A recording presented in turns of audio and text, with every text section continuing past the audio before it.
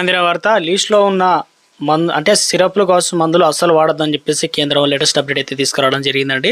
So ఆ వివరాలు ఏంటనేది కూడా వీడియోలో తెలుసుకున్నాం. వీడియోని చివరి వరకు చూడండి, అర్థమవుతుంది. మరోసారి ఛానల్ వస్తే తప్పకుండా సబ్స్క్రైబ్ చేసుకోండి. చూస్తున్నారు కానీ లైక్ చేయడం మర్చిపోతున్నారండి, వెంటనే లైక్ చేయండి. వివరాలకి అయితే వెళ్ళిపోదామండి. బ్యాచ్ నెంబరు SR-13 వాడకం నిలిపేయాలని చెప్పేసి DCA అయితే హెచ్చరికలు జారీ చేసింది.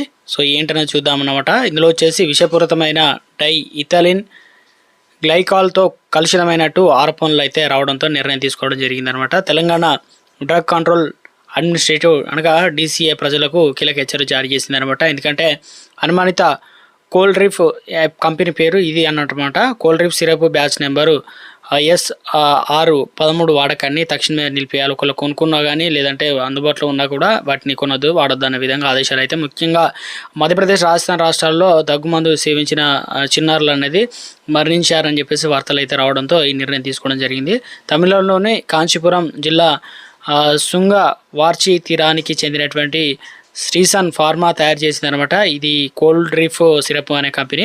సో ఇందులో వచ్చేసి పారాసెటమాల్ కావచ్చు, ఫెనిలెఫ్రిన్, హైడ్రోక్లోరైడ్, క్లోరోఫెనిరమైన్ మలైట్ అనగా కాంబినేషన్తో బ్యాచ్ నెంబరు SR-13 అనేది మ్యానుఫ్యాక్చరింగ్ తేదీ అనేది మే 2025 తయారు చేయడం జరిగింది. ఎంక్వైరీ తేదీ ఏప్రిల్ 2027. విషపూరితమైన డై ఇథిలిన్ గ్లైకోల్తో కలుషితమైనట్లు కూడా వెల్లడించడం జరిగింది. దీంతో ఈ సిరప్ను వాడొద్దని చెప్పేసి DCA అయితే స్పష్టం చేసిందనమాట.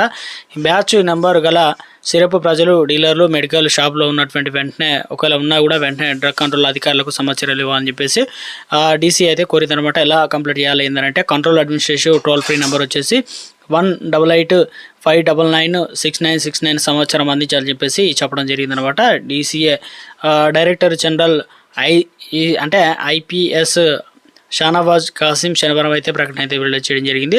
ప్రభుత్వం మందులో కోల్డ్ డ్రిప్ సిరప్ అనేది లేదనమాట. సో ఇక ముఖ్యంగా క్లియర్గా స్పష్టం చేయడం జరిగిందనమాట. దీనివల్ల ఏదైతే ముఖ్యంగా మూత్రపిండాల ఇన్ఫెక్షన్, ఈ రకంగా మూత్రపిండాలు ఖరాబ్ అయ్యి ఇక ఈ సిరప్ వాడిన వారు మరణించినట్టు, పిల్లలకు సంబంధించి ఎక్కువగా ప్రభావం చూపినట్లు, ఇవి మొత్తానికి వాడొద్దని చెప్పేసి సో ఇక నిషేధం అనేది విధించడం అయితే జరిగిందనమాట.